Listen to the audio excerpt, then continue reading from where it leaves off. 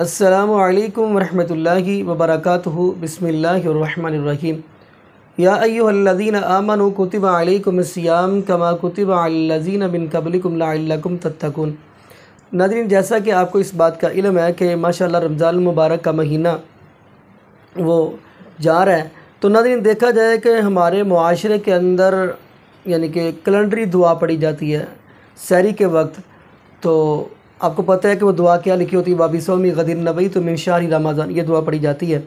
تو آئیے ناظرین، اسی حوالہ سے ہم آپ کو مرزا جیلمی کی ویڈیو دکھاتے ہیں کہ آخر یہ دعا کہاں سے ثابت ہے، کہ سیاستہ کے اندر بھی یہ دعا ہے یا نہیں۔ تو پھر انشاءاللہ ناظرین ہم بھی اس پہ بات کریں گے۔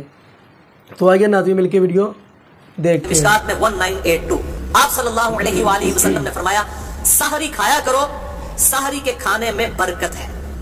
یعنی سحری کو ترغیب دلائی گئی ہے کہ اس کو کھانا ہے۔ یہ اکثر لوگ 8 پیرا روزہ رکھ لیتے ہیں بغیر سحری کو، بڑا فخریہ بتاتے ہیں، جبکہ یہ فخریہ چیز نہیں، تو چھپانی چاہیے۔ سحری کھا کر روزہ رکھنا یہ برکت کا باعث ہے، اور آپ صلی اللہ علیہ وآلہ وسلم نے اس کی ترغیب دلائی ہے۔ اسی کانٹیکسٹ میں دوسری حدیث ہے صحیح مسلم کی، مشکات میں 1983 آپ صلی اللہ علیہ وآلہ وسلم نے فرمایا ہمارے اور اہل کتاب کے روزوں میں فرق ہی سحری کھانے کا فرق ہے۔ یعنی یہود و نصارہ کی مخالفت کرنی ہے، وہ بغیر سحری کے روزہ رکھتے ہیں، تم سحری کھایا کرو۔ وہ رات کو ہی مطلب کھا پی لیتے ہیں، صبح کے وقت نہیں اٹھتے، اور پھر اگلے دن اس طرح روزہ رکھتے ہیں ابھی بھی۔ اور جو مسلمان ہیں ان کے لیے سنت یہ ہے کہ وہ سحری کا اہتمام کریں گے، کیونکہ اہل کتاب کے روزوں میں اور ہمارے روزوں میں سحری کھانے کا فرق ہے۔ تو جان بوجھ کر سحری نہیں چھوڑنی چاہیے۔ اگر مجبوراً چھوٹ گئی اور کوئی شخص یہ سمجھتا ہے کہ میں بغیر سحری کے 8 پیرا روزہ رکھ سکتا ہوں تو وہ رکھ لے، لیکن اگر اس کو بعد میں احساس ہوتا ہے کہ میں روزہ نہیں نبھا سک رہا تو روزہ توڑ دے، اس میں کوئی گناہ نہیں ہے، کفارہ نہیں ہے، ایک روزے کی قضا کر لے گا۔ اگر کسی کی سحری رہ گئی ہے اور اسے یقین ہے کہ میں روزہ نہیں رکھ سکتا، روزہ نہ رکھے، اسے چھوڑ دے۔ اب اللہ تعالیٰ کی طرف سے کیٹاسٹرافک کنڈیشن آئی ہے، وہ ایک روزے کی بعد میں قضا دے دے، اور اگر رکھ بھی لیا ہے اور بعد میں احساس ہوا کہ نہیں نبھے گا تو روزہ توڑ سکتا ہے، اس میں گناہ بھی کوئی نہیں ہے، کفارہ بھی کوئی نہیں، ایک روزہ قضا کر لے گا۔ اور اس پہ ایک ایکسیپشن ہے، آپ صلی اللہ علیہ وآلہ وسلم کے حوالے سے بخاری اور مسلم میں حدیث موجود ہے، اور مشکات میں اس کا نمبر ہے 1986 کہ آپ صلی اللہ علیہ وسلم وصال کے روزے رکھا کرتے تھے، بغیر افطار کیے اگلے دن کا روزہ اور پھر اگلے دن کا روزہ، اس طریقے سے مسلسل کئی دن کے روزے رکھتے تھے۔ بعض اصحاب نے آپ کی سنت کی پیروی میں روزہ رکھا تو ظاہر ہے وہ پھر مسجد میں بے ہوش ہونا شروع ہو گئے، تو آپ صلی اللہ علیہ وآلہ وسلم نے ان کو ڈانٹا، اور آپ نے فرمایا ایکم مثلی، تم میں سے میری مثل کوئی کون ہو سکتا ہے؟ میں رات کے وقت میرا رب مجھے کھلا بھی دیتا ہے، پلا بھی دیتا ہے۔ تو آپ صلی اللہ علیہ وسلم کی خصوصیت ہے کہ آپ مسلسل افطار کیے بغیر روزے رکھ لیا کرتے تھے۔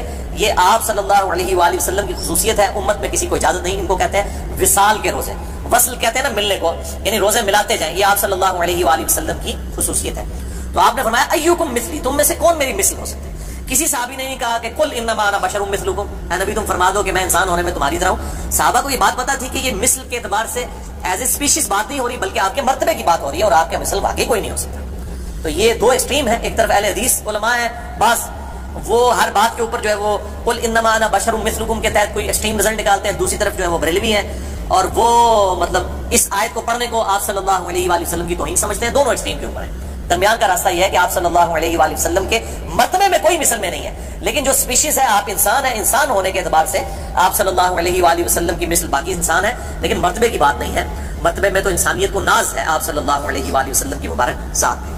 تیسری حدیث سنن ابی داؤد میں ہے، مشکات میں 1998 آپ صلی اللہ علیہ وآلہ وسلم نے فرمایا مومن کی بہترین سحری کھجور کھانا ہے۔ یہ کھجور صرف افطاری کے لیے نہیں ہے، سحری کے لیے بھی ہے سنت، اور بلکہ اس کے اندر بڑی طاقت ہے۔ ایک کھجور کے اندر آپ سمجھ لیں تقریباً 2 روٹیوں کے برابر کیلوریز موجود ہوتی ہیں طاقت کے اعتبار سے۔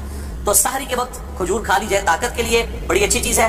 اور دوسرا اگر دہی کا استعمال کیا جائے تو پھر دن کے وقت پیاس کے معاملے میں اللہ تعالیٰ کی طرف سے عافیت رہتی ہے۔ یہ فزیکل فینومینا آف نیچر ہے، جو لوگ دہی کا اہتمام کرتے ہیں سحری کے اندر، پھر دن کے وقت پیاس کے معاملے میں ان کے لیے آسانی ہو جاتی ہے۔ چوتھی حدیث سنن نسائی میں ہے موقوفاً سیدہ حفصہ رضی اللہ تعالیٰ عنہا سے، یعنی ان کا قول ہے، مشکات میں 1987 حدیث کے فٹ نوٹ کے اوپر شیخ زبیر علی زئی صاحب نے اس کی تحقیم کی ہوئی ہے کہ سیدہ حفصہ کہتی ہیں جو شخص طلوع فجر سے پہلے روزے کی نیت نہ کر سکے یا نیت نہ کرے تو اس کا کوئی روزہ نہیں ہے۔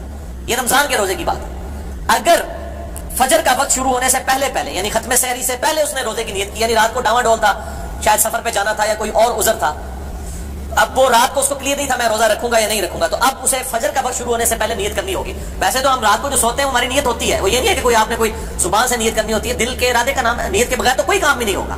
بخاری اور مسلم کی متفق حدیث ہے. بخاری کی پہلی حدیث یہی ہے اور مشکات کی بھی پہلی حدیث یہی ہے, انما الاعمال بالنیات. اعمال کا دار و مدار نیتوں پر ہے, لیکن نیت زبان سے نہیں کرنی ہوتی. جب ہم وضو کرنے لگتے ہیں تو کیا زبان سے نیت کرتا ہوں, نیت کرتا ہوں اس وضو کی خاص واسطے نماز عشاء کے؟ نہیں, دل کا ارادے کا نام ہوتا ہے. تو نیت دل کے ارادے کا نام ہے. اور یہ جو دعا جو ہے وہ نیت کی مشہور ہے, یہ بالکل جعلی جھوٹی فیبریکیٹڈ ہے. وَبِصَوْمِ غَدٍ نَوَيْتُ مِنْ شَهْرِ رمضان, میں رمضان کے کل کے روزے کی نیت کرتا ہوں. کل کا روزہ کیا, وہ روزہ تو آج کا ہوتا ہے, کیونکہ رمضان کے اندر تو مغرب کے بعد سے ہی جو ہے وہ دن شروع ہو جاتا ہے. ابھی دیکھیں آج شعبان کی 30ویں تھی, لیکن ہم نے قیام اللیل کیا ہے کیونکہ رات رمضان کی مغرب کے بعد شروع ہو چکی ہے. کل انشاءاللہ تعالی پہلا روزہ ہے. تو وہ بالکل جعلی دعا ہے, بالکل ثابت نہیں, کسی ضعیف روایت میں موجود نہیں ہے. تو یہ فرض روزے کی نیت رات کو ہونا وہ ڈیفالٹ میں ہوتی ہے, یہ ضروری ہے. ہاں اس شخص کے لیے جو اب ڈاواں ڈولا ہے میں کل سفر پہ جاؤں گا یا نہیں جاؤں گا, پھر اس کو فجر سے پہلے ذہن میں نیت کو حاضر کرنا ہوگا. البتہ نفلی روزے کی نیت کا کوئی نہیں ہے مسئلہ. نفلی روزے کی نیت آپ ظہر سے پہلے بھی, زوال آفتاب سے پہلے بھی کر سکتے ہیں. اسی کانٹیکسٹ میں صحیح مسلم میں حدیث ہے مشکات میں 2076 کہ عائشہ رضی اللہ تعالیٰ عنہ کہتی ہیں کہ آپ صلی اللہ علیہ وآلہ وسلم بسا اوقات گھر تشریف لاتے اور پوچھتے کچھ کھانے کے لیے ہے, ناشتے کے لیے, تو میں کہتی تھی یا رسول اللہ کچھ بھی نہیں, تو آپ فرماتے چلو ٹھیک ہے میں آج پھر روزہ رکھ لیتا ہوں. یعنی بغیر کھائے پیے, اور نیت بھی اس وقت کی نفلی روزے. اور سیدہ عائشہ کہتی ہیں آپ روزہ رکھ لیتے اور بسا اوقات کسی کی طرف سے کوئی گفٹ آ جاتا ناشتے کے طور پر, تو آپ صلی اللہ علیہ وسلم اسی وقت اپنا روزہ افطار بھی کر لیتے کہ چلو ناشتہ آ گیا تو روزہ توڑ بھی دیتے. اور پھر نفلی روزہ ظاہر توڑ دیں گے, اس کی نہ کوئی قضا ہے نہ کوئی کفارہ ہے. یہ حنفیوں کا بالکل باطل موقف ہے. جو عبادت خود نفلی ہے اس کا قضا اور کفارہ کیسے ہو سکتا ہے, واجب تو ہے نہیں. تو نفلی روزہ کو جان بوجھ کے بھی توڑ دیں, نہ قضا ہے نہ کفارہ ہے نہ کوئی گناہ کا کام ہے. البتہ فرض روزہ اگر کوئی جان بوجھ کر توڑے گا تو میں پچھلی دفعہ اس کے کفارے کے حوالے سے ڈسکشن کر چکا ہوں. جی ناظرین, آپ نے یہ ویڈیو ملاحظہ فرمائی تو مرزا جالمی کی بھی آپ نے گفتگو سنی. تو ناظرین پہلے نمبر پہ آپ اس دعا کا جو کیلنڈر پہ لکھی ہوتی ہے, اس کا سیاستہ کے اندر کہیں بھی یہ دعا نہیں ملتی, یعنی یہ کیلنڈری دعا ہے, کیلنڈر کے اندر یعنی لکھی ہوتی ہے. ترجمہ کیا ہے, وَبِصَوْمِ غَدٍ نَوَيْتُ مِنْ شَهْرِ رمضان, یعنی میں روزہ آج رکھ رہا ہوں اور نیت کل کے کر رہا ہوں. غدین کا مطلب کیا ہے, غدین نویت, کل کے روزے کی نیت کر رہا ہوں. کیا معنی, روزہ میں آج رکھوں گا اور نیت کل کے روزے کروں گا. تو ناظرین حیرانگی والی بات ہے کہ اللہ پاک نے سمجھ دی ہے, سوجھ بوجھ دی ہے, تو پھر بھی بندہ سوچے نہ, تو حیرانگی والی بات ہے. تو ناظرین جیسا کہ نبی پاک کی حدیث کے مطابق آتا ہے بسم اللہ پڑھ کے آپ سحری کریں. تو ویسے بھی آپ کو یہ بھی ناظرین بتاتا چلوں کہ نیت تو دل کے ارادے کا نام ہوتا ہے. نیت جو دل سے کے ساتھ کی جاتی ہے, جیسا کہ امام ابو حنیفہ رحمۃ اللہ کا بھی یہی یعنی کہ موقف رہا ہے کہ نیت دل کے ارادے کا نام ہوتا ہے. تو ناظرین دعا کریں اللہ پاک ہمیں نبی پاک صلی اللہ علیہ وسلم کی شریعت کے مطابق زندگی گزارنے کی توفیق دے, اور یہ بھی دعا کریں اللہ پاک ہمیں 5 وقت کا باجمان نمازی بنا دے, اور اللہ پاک ہمیں قرآن پاک کی کثرت کے ساتھ تلاوت کرنے کی توفیق دے, اور ساتھ ساتھ قرآن پاک کو ترجمے کے ساتھ پڑھنے کی توفیق دے. جزاکم اللہ خیرا, احسن جزا. السلام علیکم ورحمۃ اللہ وبرکاتہ.